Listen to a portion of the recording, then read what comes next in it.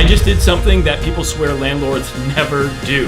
What? You did what? Yeah. I lowered my tenant's rent. Now, if you're watching this channel because you're a brand new real estate investor with a few apartments and you're looking to tweak and improve your business, or if you're learning about how to get started in the world of real estate, I really hope you stick around and watch this whole video because I'm going to share with you my story about how I, as a landlord, did just the unthinkable.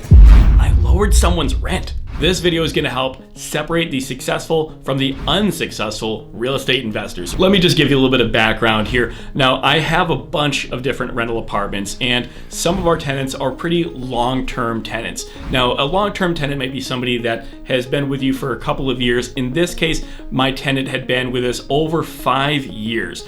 And this is a great tenant who pays on time. They're pretty off the radar. They're not causing any problems or any drama or any issues with neighbors. Basically, they're a great tenant. They pay, they don't rock the boat too much. If there's an issue, they report it, and they cooperate with me fixing it.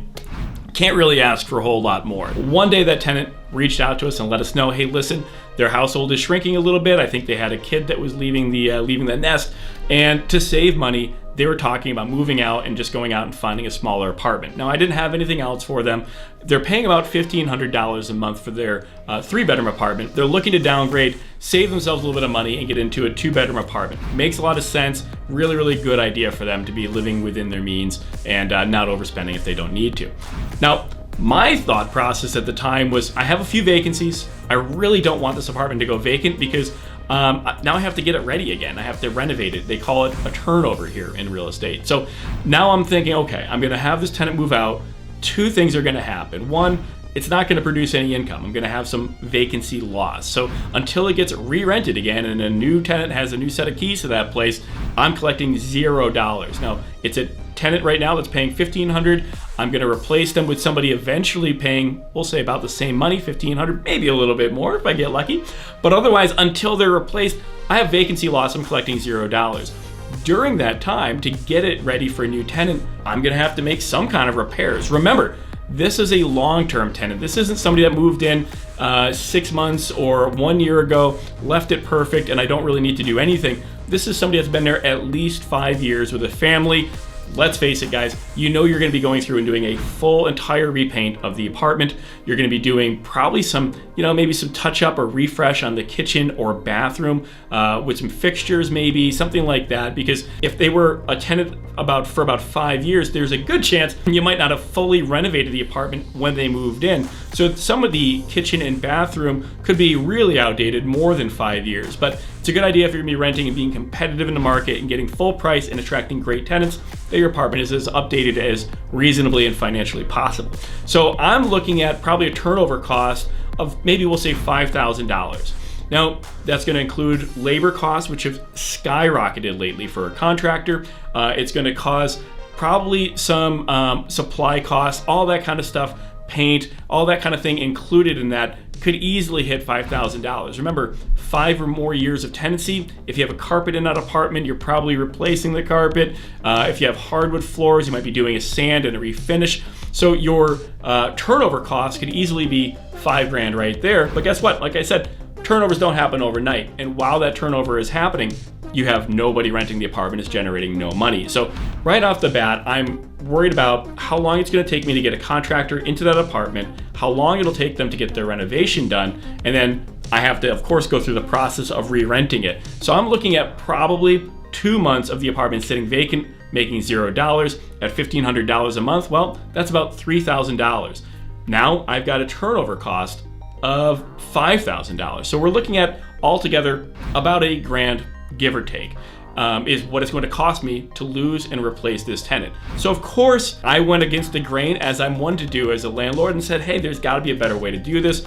It makes a lot more sense for me to discount the rent a bit. So if I drop the price $100 a month and sign a new 1-year contract at least, locking the tenant in, I know this place stays rented for the next 12 months at a lower price, but I'm only not collecting $100 a month. That's $1,200 a year versus having to turn around and really in a couple of weeks shell out $5,000 and then have the place vacant for about 2 months while I get somebody moved back in. So I'm looking at $1,200 a year cost versus an $8,000 cost to replace this tenant. And guess what? I have no idea if the tenant I'm replacing them with is going to be a bad tenant or not. I mean, it's great and important to have a good screening process, but you never really know some of the stuff that might come up. Now, with your good long-term tenant, you already know the ups and the downs. Like I said, this was a pretty stable tenant. So for me, it was an easy decision to drop the price $100 a month, get them to sign a new 1-year contract.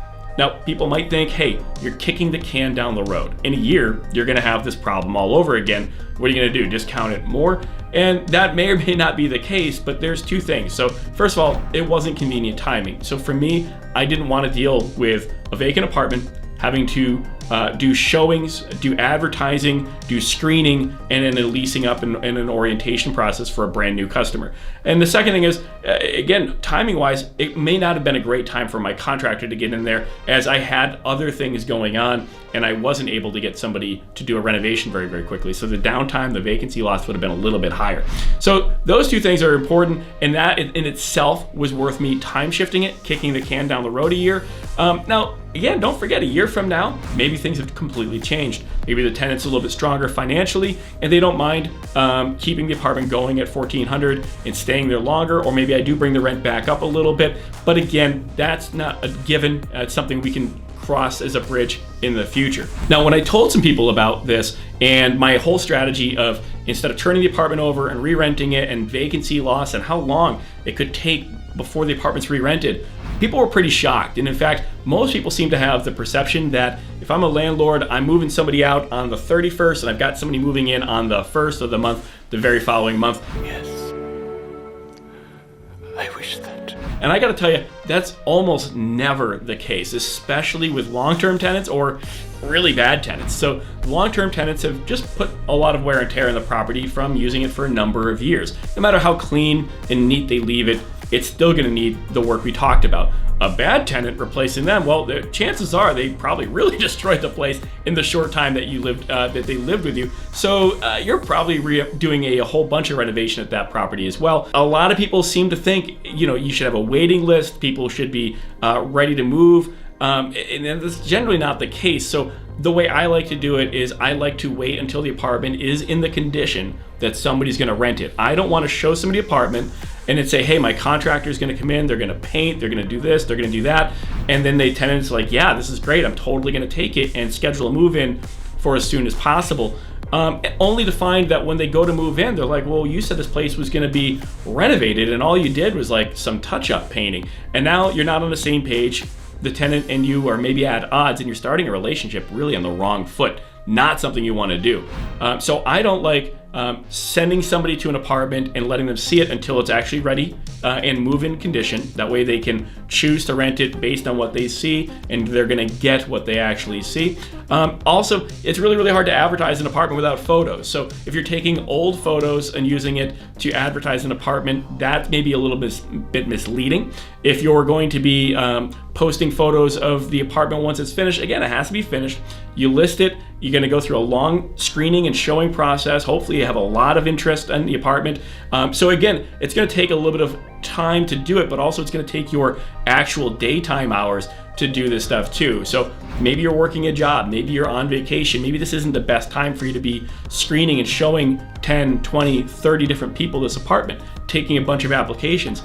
And not to mention the cost of running a lot of credit checks. These things can add up and be a huge inconvenience. So that's why I did what most people don't do, is I lowered my tenants' rent. Now, what will I do next year? Well, we'll cross that bridge when we get to it, but certainly this is always gonna be something I factor in. Keeping and retaining a great customer can sometimes be very, very, very valuable to you, and it should be always something you consider. Remember, we here at Two Guys Take on Real Estate, we've got your back for our tips, tricks, and hacks for everything real estate related, so stick around.